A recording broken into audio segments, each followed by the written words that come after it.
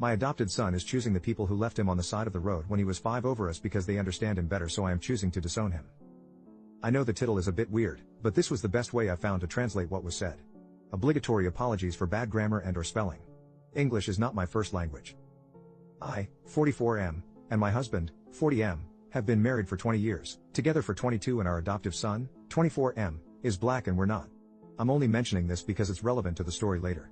This does not take place in the US. Let me give a little bit of background to the situation. About 19 years ago, me and my husband had been driving on a highway, back from a small vacation, when along a particularly long stretch of road, absolutely no buildings around, only a ton of grass and hills as far as the eye could see, we spotted a little boy just sitting by the side of the road. Like I mentioned, there was nothing around for miles, and no cars close to where the boy was, so we decided to stop and see if everything was okay. When we got closer to the boy, let's call him Jason, fake name, it was very easy to see he was dirty and malnourished since the only thing he had on were some diapers. He was so small it didn't look like he could be older than 3, later found out he was actually 5. We asked him why he was alone, and he told us that mommy and daddy put him here and told him to wait. There was no cell signal in the area, so we did the sensible thing and brought him back to town to the nearest police station. To make a long story short, CPS was called. We discovered his parents were some get-high lovers that were on the run from a felony. The only other relative Jason had was his grandmother, who was very mentally ill and couldn't take care of him, and we felt bad. He went into foster care soon after, but we felt bad for the kid and kept in touch with his caseworker. I had, still do, an extremely well-paying job at the time, and could easily afford a decent lifestyle for a small family, so after a few months of discussions between ourselves, the caseworker, and some bureaucracy, we formally adopted Jason. Now onto the situation. About 3 years ago, Jason's parents were released from prison on parole. They contacted him not long after in hopes of reconnecting. Prior to that they'd sent him a few odd letters here or there, but nothing really substantial. At first he was hesitant to talk to them, but ended up caving and meeting them for lunch one day. I'll admit that a part of me was a bit jealous and apprehensive of what could happen. But I could see that it really was something that my son wanted to do, so for his sake I swallowed those and supported him through it. It wasn't very long, about 3 months I think, that he started to pull away from us. At first I chalked it up to him being excited to actually talk to his bio parents after so long. Talk about what had been going on in his life, spend some time with them, etc.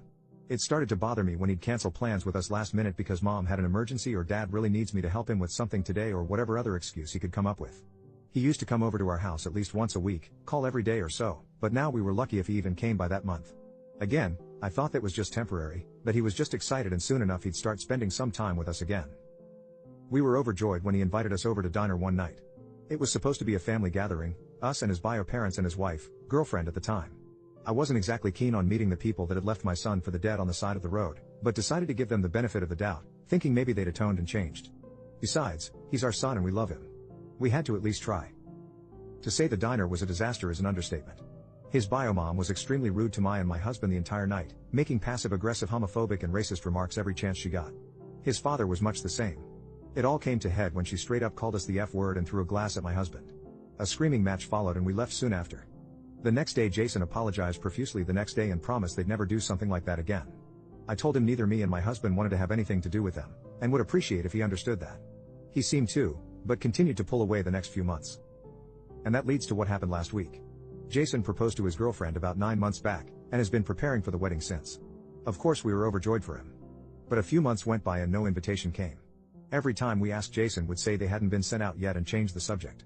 Well, last week my husband saw a Twitter post from one of Jason's friends, his groomsmen, that went a few weeks back, with the invitation in hands.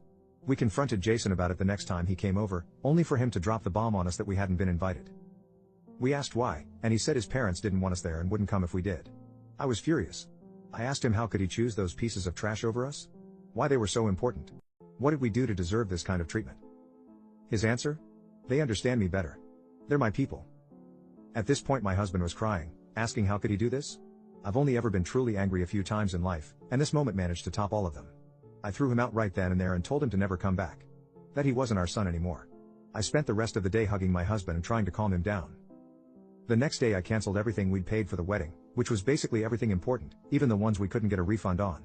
Of course Jason had the gall to call and scream at me, asking how I could do that to him. Where would he find replacements for a wedding that was supposed to happen only a few months from now? I told him I didn't give a dang and said maybe you should ask those 2 leeches you call parents for some help. 19 years. 19 years of my life spent raising and loving a kid that I considered my own son, only to be treated like garbage. Giving blood, sweat and tears, so he would have a good life, all the love we could possibly give, and that's what we get as a reward.